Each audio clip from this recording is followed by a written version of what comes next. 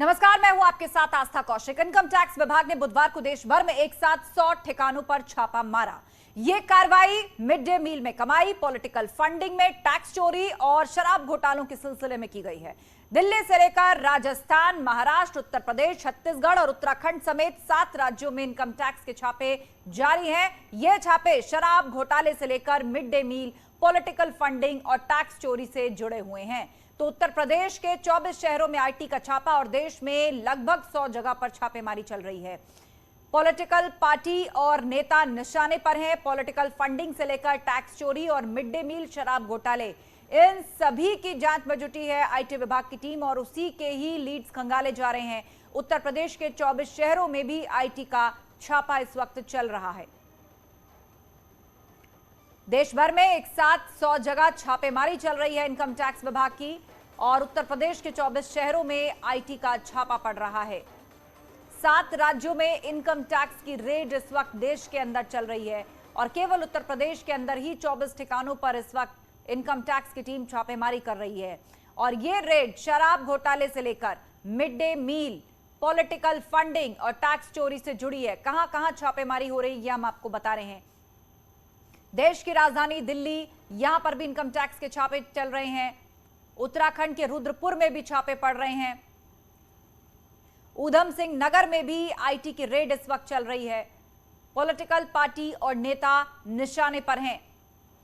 लखनऊ, दिल्ली, रुद्रपुर, मतलब देश की राजधानी, यूपी की राजधानी और उत्तराखंड के रुद्रपुर में भी आईटी विभाग के ठिकानों पर छापेमारी इस वक्त की जा रही है।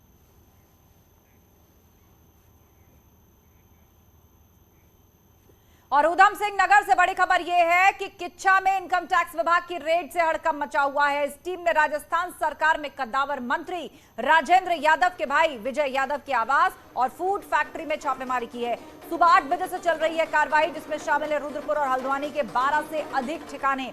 अधिकारियों की टीम यहां छापेमारी चल रही है। विजय के आवास और फैक्ट्री में डॉक्यूमेंट्स को खंगालने के साथ उनकी परिजनों से भी संपत्ति का ब्यौरा जुटाया जा रहा है। छापेमारी के दौरान दोनों जगहों पर किसी को भी प्रवेश की अनुमति फिलहाल नहीं है और वहां पुलिस कर्मियों को भी तैनात किया गया है। बताया यह जा रहा है कि पूरा मामला राजनीतिक फंडिंग से जुड़ा हुआ है।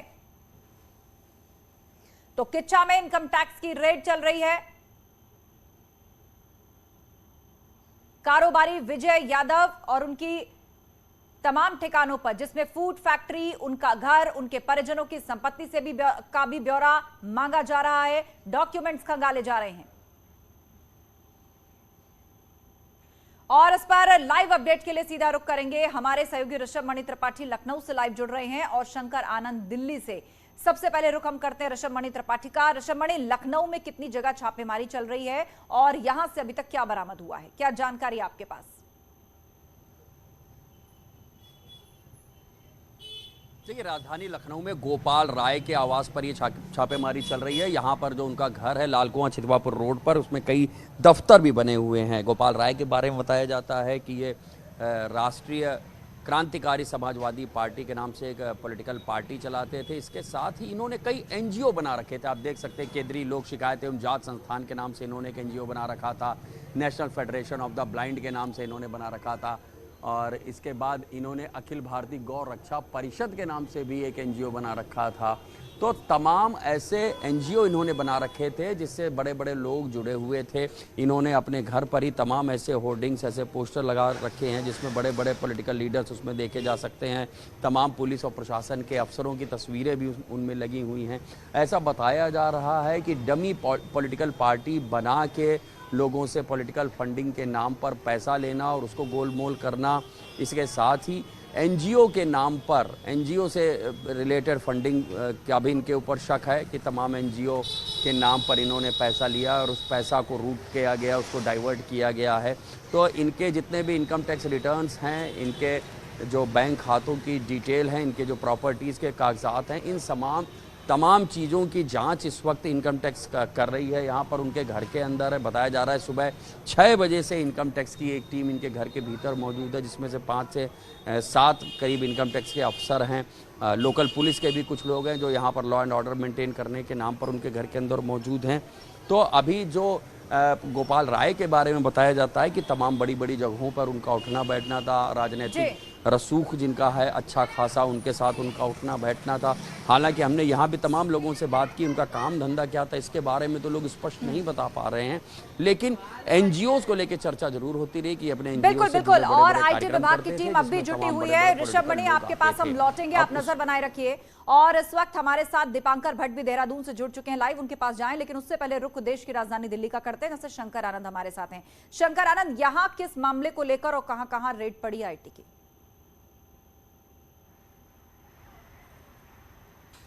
देखिए, जिस तरह से अगर पूरे देश की अगर बात करें तो देश के कई राज्यों में इस सर्च ऑपरेशन को अंजाम दिया गया, और जिस तरह से राजनीतिक पार्टी और चंदा के नाम पर ये गंदा खेल जो खेला जा रहा था, और जिस तरह से एक ब्लैक मनी को व्हाइट मनी में कन्वर्ट करने का ये जो खेल चल रहा था, पिछले काफी समय से इस मामले को अंजाम दिया जा रहा था। और कई ऐसे जो राजनीतिक पार्टियां बनाई गई, कुछ ऐसी राजनीतिक पार्टियों का नाम भी मैं लेना चाहूंगा। अपना देश पार्टी एक राष्ट्रीय स्तर की पार्टी बनाई गई थी, और इसकी स्थापना की गई। जो एक इसका रजिस्ट्रेशन हुआ था वो हुआ था उत्तर प्रदेश के सुल्तानपुर के बेहद एक संघरे गली इलाके में, और इस पार्टी को बनाया गया। और इस पार्टी में जिस तरह से अगर इनकम की बात करें, जो चंदा डोनेशन वो तकरीबन आया था 380 करोड़, और ये 380 करोड़ कब आया? पिछले 3 साल के दौरान में। तो 3 साल के अंदर में जिस तरह से एक पार्टी की अगर बात करें तो इस पार्टी में 300 करोड़ रुपया आया, मतलब तकरीबन 400 करोड़ की बात करते हैं। 400 करोड़ रुपए की चंदा इसको मिलता है। और यहाँ पर सिंपल सा फंडा होता था कि आप पैसा दीजिए, आपको कमीशन काट करके वापस कर दिया जाएगा, और आपका इनकम टैक्स में अच्छा खासा आपकी जो एक रकम है वो बच जाएगी। बिल्कुल बिल्कुल। तो टैक्स चोरी को लेकर जो है अलग अलग ठिकानों पर छापेमारी चल रही है। इसके अलावा शराब घोटाला, मिड डे मील समेत कई मसले हैं जिसको लेकर देश में कुल 100 ठिकानों पर इस वक्त आईटी की रेड चल रही है। रुक करेंगे देहरादून का, दीपांकर भट्ट हमारे साथ है। दीपांकर, किच्छा में भी छापे पड़े हैं, क्या कुछ मिला विजय यादव के यहां से अभी तक, और क्या उत्तराखंड में और भी जगह पर आईटी की रेड चल रही है?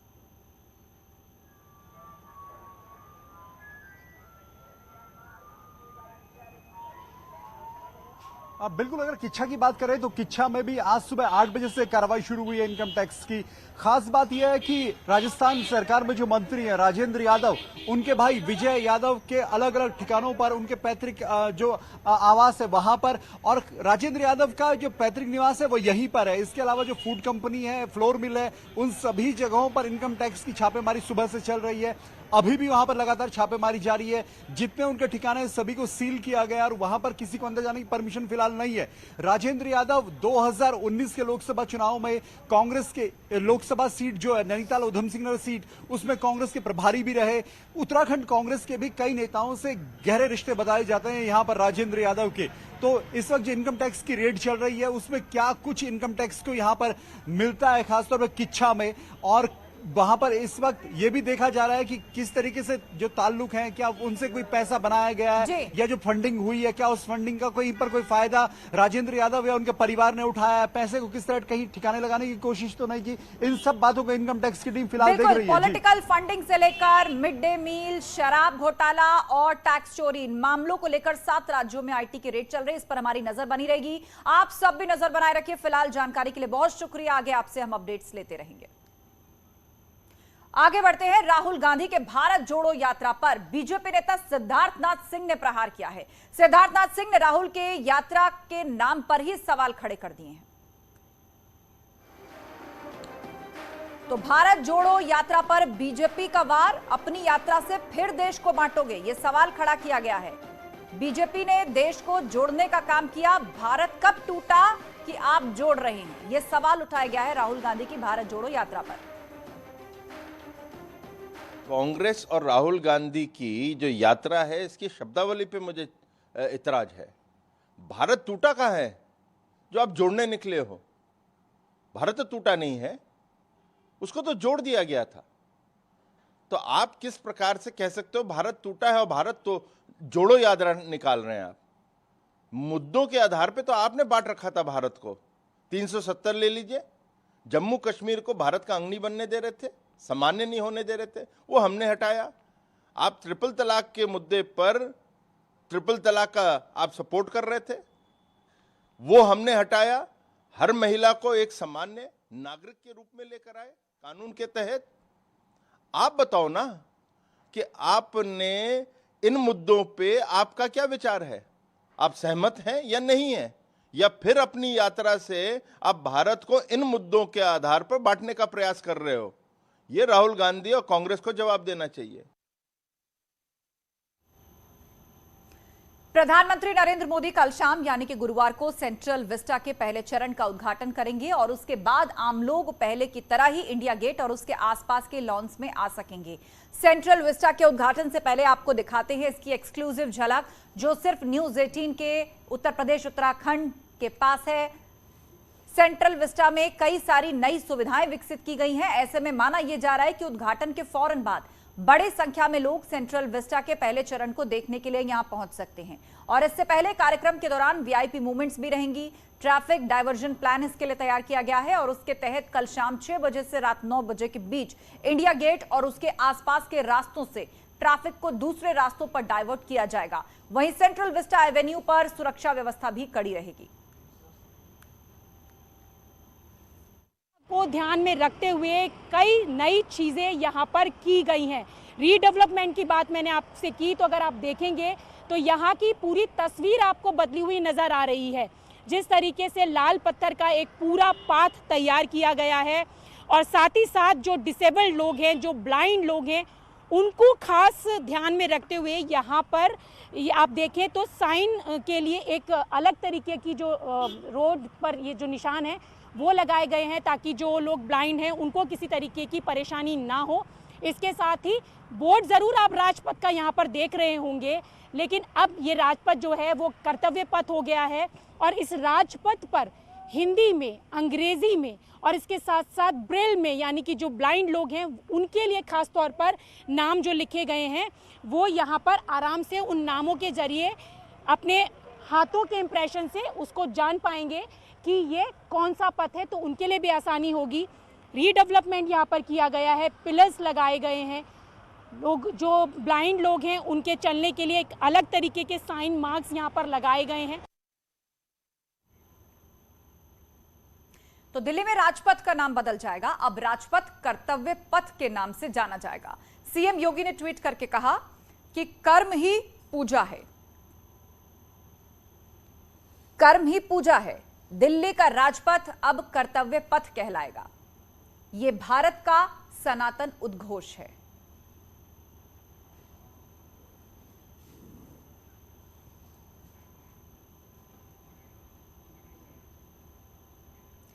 तो मोदी सरकार राजपथ का नाम बदलकर कर्तव्य पथ करने जा रही है। इसे लेकर लोगों का क्या सोचना है, इस रिपोर्ट में देखिए। नाम अब कर्तव्य पथ रखा जा रहा है और दूर दूर से लोग जो हैं वो इसे देखने आ रहे हैं और लोगों को भी पता आने वाले टाइम में ये भव्य हो जाएगा और लोगों को अंदर जाने का भी मौका मिलेगा। तो हम सीधा लोगों से बात करेंगे। इसका नाम जो है वो बदला जा रहा है और आने वाले वक्त में लोगों को बहुत ज़्यादा भव्य रूप में ये देखने को मिलेगा। इसको किस तरीके से देख रहे हैं? मैम बहुत अच्छी बात है ये, हम खुश हैं इस बात से कि हमारे कोई इंडिया का कुछ कर रहे हैं, तो इस बात से बहुत खुश है। अच्छा, आप कहाँ से आए हैं? और इस जगह का अपने आप में एक महत्व है क्योंकि यहाँ हर साल भव्य परेड होती है, लोग दूर दूर से देखने आते हैं। तो कहाँ से आए हैं? अभी हम सीकर राजस्थान से आए हैं। अच्छा, राजस्थान से आए हैं। मैं आपसे जानना चाहूँगी कि जो कर्तव्य पथ नाम दिया जा रहा है, ये माना जाता था कि पहले जो अंग्रेज़ों की जो एक प्रतीक माना जा रहा था कि जो किंग्सवे है फिर राजपथ है, उसको बदला जा रहा है। इसको कैसे देख रहे हैं? बहुत अच्छी बात है, बहुत अच्छी बात है। ये इंडिया के लिए गर्व की बात है ये कि यहाँ पे कर्तव्य नाम रखा जा रहा है, कर्तव्य पथ। अच्छा, ये काफ़ी भव्य होने वाला है जैसे मैंने आपको बताया, तो इसको किस तरीके से देख रहे हैं? अभी तो बाहर से देखने आए इतनी दूर से, अब अगली बार जब आएंगे तो देखने का मौका मिलेगा। सेंट्रल विस्टा प्रोजेक्ट आ रहा है, कैसे देख रहे हैं ये सब? बहुत बढ़िया लगेगा मैडम, और कर्तव्य पथ नाम रख के इंडिया गवर्नमेंट बहुत बढ़िया कर रही है क्योंकि हमारा देश आज़ाद हो चुका है और उसमें राजपथ का कोई नाम मतलब नहीं है। अब कर्तव्य पथ है तो हम बढ़िया से देखेंगे और अब की बार आएंगे तब आगे जाके देखेंगे। तो आप भी राजस्थान से आए? राजस्थान से। आप भी राजस्थान से आए हैं? पूरी फैमिली आई है, पूरी एक फैमिली है और सबके मन में ये है कि यहाँ आके देखें क्योंकि हर साल यहाँ से भव्य परेड होती है। 70 परेडों का ये गवाह रहा है। इसको किस तरीके से देख रहे हैं कि अब यहाँ पर एक सेंट्रल विस्टा प्रोजेक्ट आ रहा है, इसका नाम बदला जा रहा है और लोगों के लिए बहुत सारी चीज़ें यहाँ होगी। देखिए, लोग सफाई से परेशान रहते थे, हरियाली के लिए 4000 पेड़ यहाँ लगाए जा रहे हैं। कैसे देख रही है सर? हाँ, तो ये सब बहुत अच्छी बात है ना कि ग्रीनरी भी होगी, लोगों को देखने के लिए मिलेगा और इसका नाम कर्तव्य पथ रखा जा रहा है तो वो तो और ही गर्व की बात है। और रुकेंगे एक ब्रेक के लिए। खबरों का सिलसिला जारी है, आप बने रहिए हमारे साथ।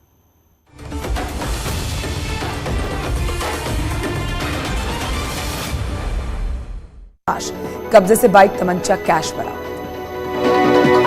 कासगंज में तमंचों के साथ ही युवक की एक फोटो वायरल हो रही है। सहावर थाना पुलिस ने एक आरोपी युवक को रामनगर से गिरफ्तार किया। गोरखपुर में पुलिस ने 9 पशु तस्करों को गिरफ्तार किया है। शाहपुर, गुलरिया, चोरी चौरा थाने में पुलिस ने मुठभेड़ में तस्करों को गिरफ्तार किया। गोरखपुर के खोराबार थाना क्षेत्र में युवक ने लाइसेंसी बंदूक से फायरिंग कर दहशत फैला दी। स्थानीय लोगों की शिकायत पर पहुंची पुलिस ने आरोपी को बंदूक के साथ गिरफ्तार किया। कासगंज जिले में नहीं रुक रहे हैं बाल विवाह के मामले। चाइल्ड लाइन की टीम ने रुकवाया एक बाल विवाह। मंदिर में परिजन करा रहे थे लड़के लड़की की शादी। कौशाम्बी में अस्पताल में मरीज की मौत के बाद परिजनों को 70,000 रुपए दिए गए हैं। डॉक्टर के गलत इंजेक्शन लगाने के बाद मरीज की मौत हुई। मामले को शांत कराने के लिए 70,000 रुपए दिए गए परिवार को। हरदोई में नशे में धुत महिला ने जमकर उत्पाद मचाया। लोगों से बदसलूकी की, पुलिस कर्मियों को भी गाली देने का आरोप इस पर। आगरा में पुलिस की टीम पर हमला करने पर एक्शन। अब तक 25 ट्रैक्टर जब्त किए गए। एक आरोपी गिरफ्तार किया गया। बाकियों की तलाश की जा रही है। सीतापुर में सिंगल यूज प्लास्टिक के खिलाफ अभियान। ईओ ने छापेमारी करके 3300 किलो प्लास्टिक जब्त की। फिरोजाबाद में बदमाश ने गले में पट्टी डालकर बसई मोहम्मदपुर थाने में सरेंडर किया। साथ ही बदमाशों ने गुनाहों की माफी भी मांगी है। लूट के 12 से ज्यादा मामलों में बदमाश फरार था। कानपुर में 3 साल के बाद बीएसएनएल कर्मी पर रेप के आरोप में एफआईआर दर्ज की गई है। कोर्ट के आदेश पर दर्ज हुआ मुकदमा। गाजियाबाद में लिफ्ट में जाते समय कुत्ते ने एक मासूम पर हमला कर दिया। कुत्ते ने मासूम को काट लिया तो वहीं कुत्ते की मालकिन हंसती रही, मूक दर्शक बनी रही। मासूम के परिजनों ने शिकायत दर्ज कराई है। बागपत में 2 सड़क हादसों में 4 लोगों की मौत हो गई है, वहीं 3 लोग घायल हुए हैं। घायलों को पास के अस्पताल में भर्ती करवाया गया। जाको और आके साइयां मार सके ना कोई, ये कहावत इटावा में सही साबित हुई है। जब एक ट्रेन एक शख्स के ऊपर से गुजर जाती है और शख्स जिंदा रहता है। अलीगढ़ में कार और बाइक की टक्कर में भीषण आग लग गई। कार और बाइक धू-धू कर जली। सोशल मीडिया पर वीडियो वायरल। रायबरेली में किराने की दुकान में आग लग गई। लाखों का सामान जलकर नष्ट हुआ। सीएम योगी की सख्ती के बाद बरेली में भी आईजी रमित शर्मा ने नशा मुक्ति अभियान शुरू किया है। मेडिकल कॉलेज के छात्रों को नशे से दूर रहने की ऑनलाइन शपथ दिलाई।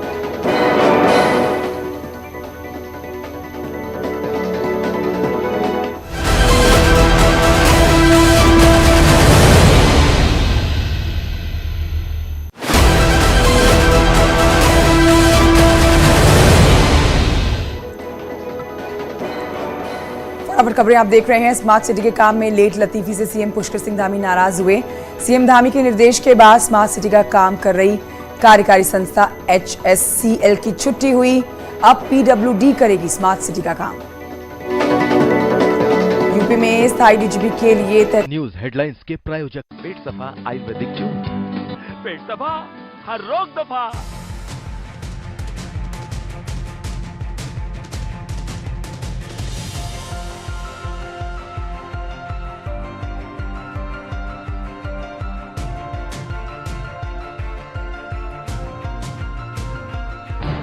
इस न्यूज हेडलाइंस के प्रायोजक पेट सफा आयुर्वेदिक जूस।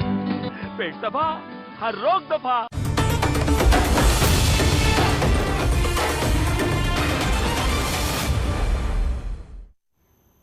और मऊ से बड़ी खबर आ रही है। सुभाषपा के अध्यक्ष ओपी राजभर को बड़ा झटका लगा है। सुभाषपा के 45 पदाधिकारी और कार्यकर्ताओं ने इस्तीफा दे दिया है। सभी ने महेंद्र राजभर के समर्थन में इस्तीफा दिया है। घोसी विधानसभा के 45 सक्रिय कार्यकर्ताओं ने इस्तीफा दिया है और सुभाषपा के जिला अध्यक्ष को अपना इस्तीफा सौंपा है। मऊ के कई विंग्स के बड़े पदाधिकारियों ने इस्तीफा दिया है। ये बड़ी खबर है। पार्टी की गतिविधियों को देखते हुए ये बड़ा फैसला लिया गया। कोपागंज में बैठक के दौरान कार्यकर्ताओं ने बड़ा फैसला लिया है। तो सुभाषपा को एक और बड़ा झटका लगा है। महेंद्र राजभर और उनके साथ उनके 30 समर्थकों ने पहले इस्तीफा दिया था और ताजा खबर के मुताबिक 45 और पदाधिकारियों ने पार्टी छोड़ दी है और ये सभी अनुभवी और वरिष्ठ पदाधिकारी बताए जा रहे हैं। मऊ के कई विंग्स के बड़े पदाधिकारियों ने इस्तीफा दिया है और कहा है कि पार्टी की गतिविधियों को देखते हुए यह फैसला लिया गया है। कोपागंज में एक मीटिंग के दौरान कार्यकर्ताओं ने यह फैसला लिया और घोसी विधानसभा के 45 सक्रिय कार्यकर्ताओं और पदाधिकारियों ने अपना इस्तीफा दिया। तो सुभाषपा के अंदर एक के बाद एक वैचारिक गतिरोध बढ़ रहा है। इससे पहले महेंद्र राजभर ने खुद को अलग किया पार्टी से अपने 30 समर्थकों और पदाधिकारियों के साथ, और अब 45 सक्रिय कार्यकर्ताओं और बड़े पदाधिकारियों ने इस्तीफा दिया है। एक बड़ा झटका कहा जा रहा है इसे सुभाषपा के लिए।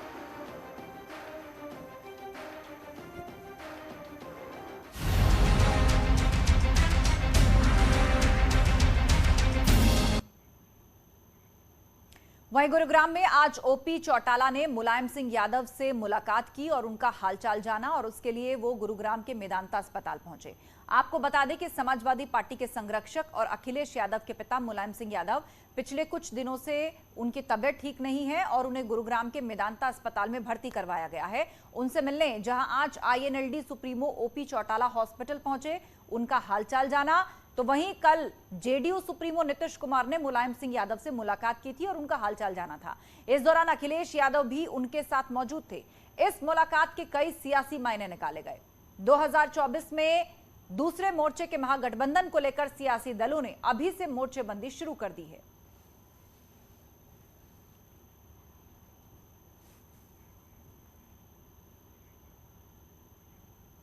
तो नीतीश कुमार गुरुग्राम के मेदांता अस्पताल में भर्ती मुलायम सिंह यादव को देखने के लिए पहुंचे थे और उस दौरान अखिलेश यादव से भी उन्होंने मुलाकात की। मुलाकात के बाद अखिलेश यादव ने कहा, हम उनके साथ हैं।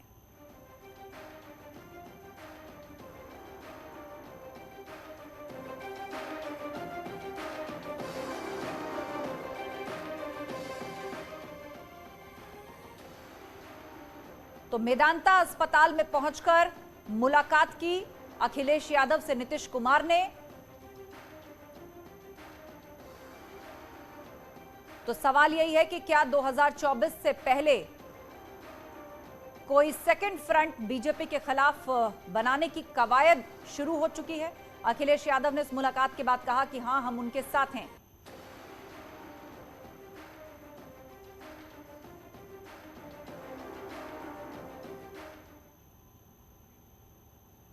अगली खबर की ओर बढ़ते हैं। महाकाल दर्शन के लिए मंगलवार शाम उज्जैन पहुंचे बॉलीवुड कपल आलिया भट्ट और रणबीर कपूर को हिंदू संगठनों के विरोध का सामना करना पड़ा और उसके बाद दोनों बिना दर्शन किए ही वापस लौट गए। हालांकि उनके साथ आए फिल्म डायरेक्टर अयान मुखर्जी ने मंदिर के गर्भगृह में पहुंचकर दर्शन और पूजा की। अयान को हिंदू संगठनों ने काले झंडे दिखाए। पूरा मामला रणबीर के बीफ को लेकर एक पुराने बयान से संबंधित था जो गर्मा गया। विरोध करने वाले लोगों का कहना है कि रणबीर खुद बता चुके हैं कि उन्हें बीफ पसंद है। ऐसे में बीफ खाने वालों को मंदिर में कैसे प्रवेश दिया जा सकता है?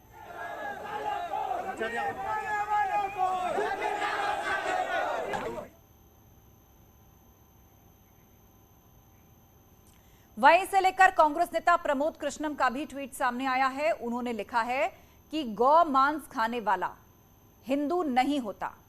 गौ मांस खाने वाला हिंदू नहीं होता, लेकिन किसी को भी भगवान के दर्शन करने से नहीं रोका जा सकता। जय महाकाल।